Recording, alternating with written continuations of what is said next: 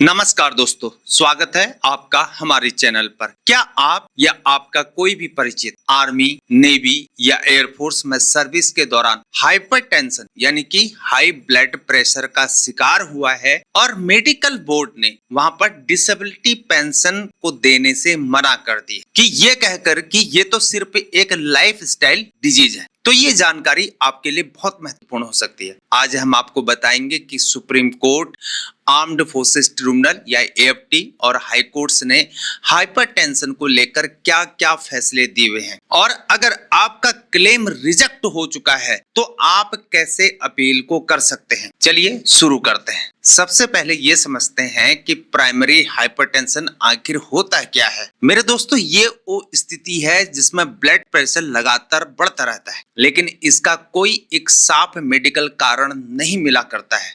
Armed forces में ये बीमारी कई वजहों से पनप सकती है, जैसे कि ऑपरेशनल स्ट्रेस हो सकता है, हाई एल्टीट्यूड पोस्टिंग हो सकती है, लगातार कठिन ड्यूटी हो गया, मेंटल प्रेशर हो गया, कॉम्बैट रेडीनेस की सिचुएशन हो गई, अनियमित जीवन शैली हो गई। पहले मेडिकल बोर्ड्स आमतौर पर प्राइमरी हाइपरटेंशन को तकरीबन 30% डिसेबिलिटी दिया करते थे, जिससे कई सैनिकों को डिसेबिलिटी पेंशन का बेनिफिट आसानी से मिल जाया करता था। मेरे दोस्तों, डिसेबिलिटी पेंशन के मामलों में सबसे इंपॉर्टेंट फैसला हुआ है धर्मवीर सिंह बनाम यूनियन ऑफ इंडिया 2013। इस फैसले में सुप्रीम कोर्ट ने साफ कहा था कि भर्ती के समय हर सैनिक को स्वस्थ माना गया। अगर इनरोलमेंट मेडिकल एग्जामिनेशन में कोई बीमारी दर्ज नहीं थी और बाद में फिर सर्विस के दौरान अगर बीमारी हुई है तो ये माना जाएगा कि उसका रिलेशन मिलिट्री सर्विस से है। सिर्फ मेडिकल बोर्ड की राय वहां पर काफी नहीं है। सरकार को खुद साबित करना होगा कि बीमारी का सर्विस से कोई लेना देना नहीं था और यही प्रिंसिपल आज भी ज्यादातर हाइपरटेंशन केसेस का आधार बना करता है। 21 सितंबर 2023 से रक्षा मंत्रालय ने 2 नए नियमों को लागू किया। एंटाइटलमेंट रूल्स 2023 ER 2023 को, गाइड टू मेडिकल ऑफिसर 2023 यानी कि जीएमओ 2023 को, और उसका मकसद था डिसेबिलिटी कंपनसेशन और कैजुअलिटी पेंशन के नियमों को एक साथ लेकर आना। और ER 2023 के मुताबिक ये देखा जाता है कि बीमारी मिलिट्री सर्विस की वजह से हुई है यानी कि एट्रिब्यूटेबल, या पहले से मौजूद बीमारी मिलिट्री सर्विस की वजह से और गंभीर हो चुकी है यानी कि वो एग्रावेटेड हो चुकी है। यानी ये दोनों प्रिंसिपल आज भी नियमों का हिस्सा हुआ करते हैं और भर्ती के समय की मेडिकल हिस्ट्री अब भी बहुत ही महत्वपूर्ण मानी जाती है। जीएमओ 2023 के बाद जो प्राइमरी हाइपरटेंशन पहले करीब 30% डिसेबिलिटी दिया करते थे या मानी जाती थी, वो अब कई मामलों में घटाकर उसे सिर्फ 5% तक सीमित कर दिया गया है। और इसका मतलब क्या है? अगर डिसेबिलिटी परसेंटेज तय न्यूनतम सीमा से कम रह जाती है तो इम्पेयरमेंट आधारित लाभ पाना वहां पर मुश्किल हो जाता है। लेकिन ध्यान देने वाली बात है, सिर्फ मेडिकल परसेंटेज कम होने से आपका कानूनी अधिकार खत्म नहीं हो जाता है।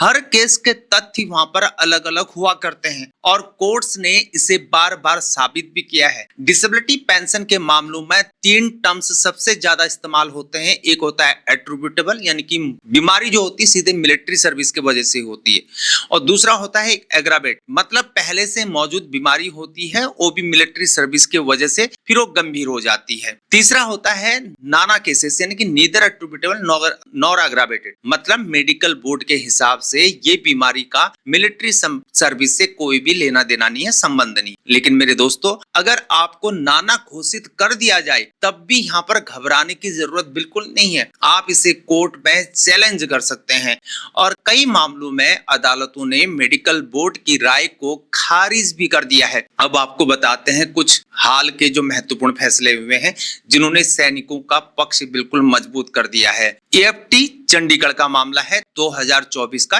एक सैनिक ने 27 साल की सर्विस की हुई थी और सर्विस के दौरान उसे प्राइमरी हाइपरटेंशन हो गया था और मेडिकल बोर्ड ने उसे वहां पर नाना घोषित कर दिया था।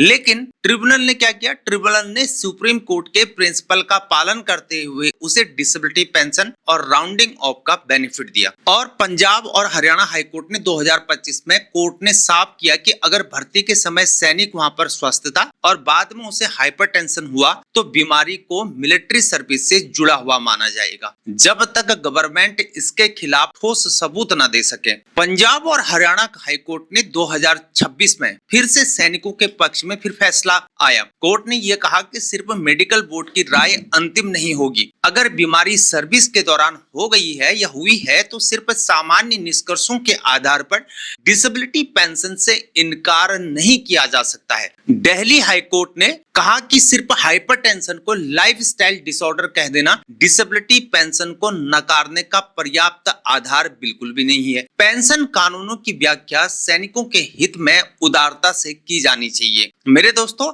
ज्यादातर मामलों में हाइपरटेंशन का डिसेबिलिटी पेंशन क्लेम रिजेक्ट हो जाता है जब मेडिकल बोर्ड उसे नाना घोषित कर देता है। बीमारी को लाइफस्टाइल डिजीज बता दिया जाता है। बीमारी पीस स्टेशन में डेवलप हुई होती है और सर्विस स्ट्रेस का वहां पर सही से विश्लेषण नहीं किया जाता है। लेकिन कोर्ट ने बार बार ये कहा है कि सिर्फ इन कारणों से क्लेम को खारिज नहीं किया जा सकता है, खासकर तब जब सैनिक भर्ती के समय पूरी तरह से स्वस्थ था। अगर आपका क्लेम रिजेक्ट हो चुका है तो अपील से पहले डॉक्यूमेंट को हमेशा संभाल के रखना है, जैसे कि कौन कौन से इनरोलमेंट मेडिकल एग्जामिनेशन रिपोर्ट होता है, रिलीज मेडिकल बोर्ड प्रोसीडिंग होता है, इनवैलिड मेडिकल बोर्ड प्रोसीडिंग होता है, पीसीडीए क्लॉज पी की रिजेक्शन लेटर सर्विस रिकॉर्ड्स होते हैं और सर्विस के दौरान बीमारी से जुड़े मेडिकल रिकॉर्ड्स होते हैं। ये सही डॉक्यूमेंट्स आर्म्ड फोर्सेस ट्रिब्यूनल या एएफ टीम या हाईकोर्ट में आपके सबसे मजबूत सबूत बना करते हैं। ईआर 2023 और जीएमओ 2023 के बाद नियमों में जरूर बदलाव आ गया है, लेकिन सुप्रीम कोर्ट और हाई कोर्ट के स्थापित प्रिंसिपल आज भी लागू हुआ करते हैं। अगर कोई भी सैनिक भर्ती के समय वो स्वस्थ था और सर्विस के दौरान उसे फिर हाइपरटेंशन हो गया था तो वो अपने केस के तथ्यों के आधार पर कानूनी राहत को पा सकता है। याद रखना दोस्तों, मेडिकल असेसमेंट और लीगल एंटाइटलमेंट दो अलग चीजें हुआ करती हैं।